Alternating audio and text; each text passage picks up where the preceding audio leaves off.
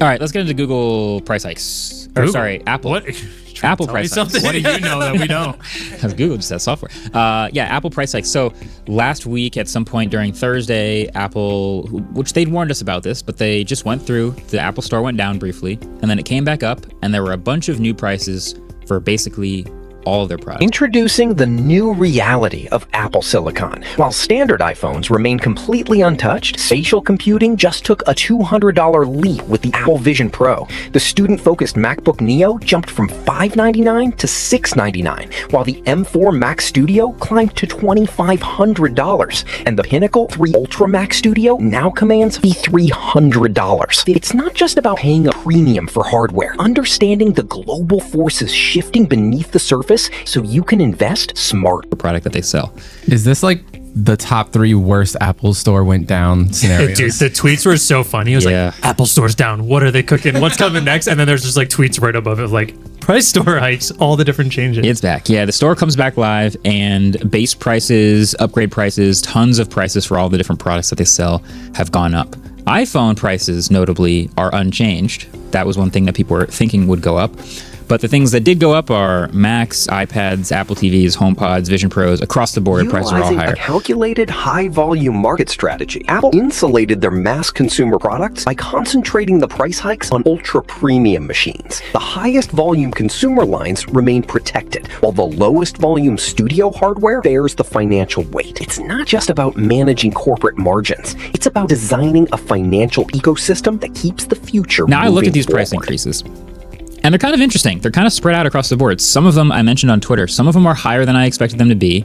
Some of them are lower than I expected them to be. We know that the price increases are because of the RAM shortages and just how expensive it is to put memory in anything these For days. production houses and enterprise studios, a $1,300 increase is a predictable business asset. A tax write-off rapidly recovered through pure operational speed. Apple Silicon. Build. And some of these products do have a lot of memory and some of them don't.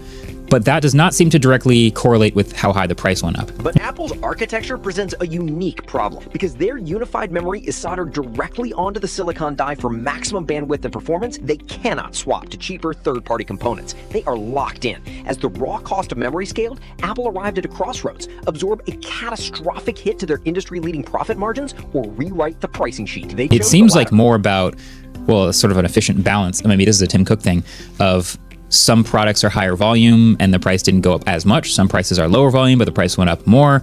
Some prices went up, I think, more than they had to in order to make up for other prices not going up as much as they could. Would you say it's the opposite of higher volume possibly went up higher? Because like the one that sticks out here, right? You want a sanctuary of absolute performance, but to get it this year, you have to understand the hidden math behind the aluminum. While everyone was looking at the flat pricing of the new iPhones, Apple executed their quietest, most aggressive price hike in a generation.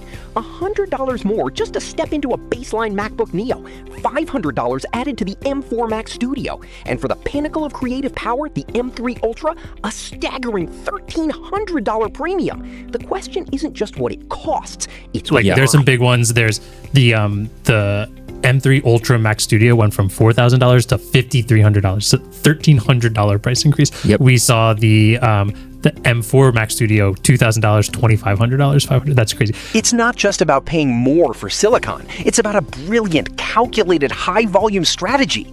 Apple knows that a $100 hike on a base iPhone would trigger a consumer revolt and tank their stock price. So instead, they insulated their highest volume consumer products by aggressively shifting the financial weight to their ultra-premium tiers. They are letting their wealthiest power users, the production houses, the VFX studios, the enterprise clients, subsidize the memory crisis for the masses. For these professional environments, an extra $1,300 is merely a predictable business expense, a tax write-off, rapidly recovered by Something the like raw the speed of the MacBook Neo, workflow. which they're doing a ton of volume of, goes from $599 starting to $699 starting, which means it's no longer like the crazy flaming good deal that it just was. It's still a pretty good deal. But that $100 per unit will probably go further than the $200 per unit on the Vision Pro because volume's totally different. But Apple's architecture presents a unique problem because their unified memory is soldered directly onto the silicon die for maximum bandwidth and performance. They cannot swap to cheaper third-party components. They are locked in. As the raw cost of memory scaled, Apple arrived at a crossroads: absorb a catastrophic hit to their industry-leading profit margins or rewrite the pricing sheet. They chose the latter. You don't just watch the market shift, you stay ahead of it. Subscribe for deeper insight into the tech economy, and drop your thoughts on this new pricing strategy in the comments below. Thanks for watching. See you in the next episode.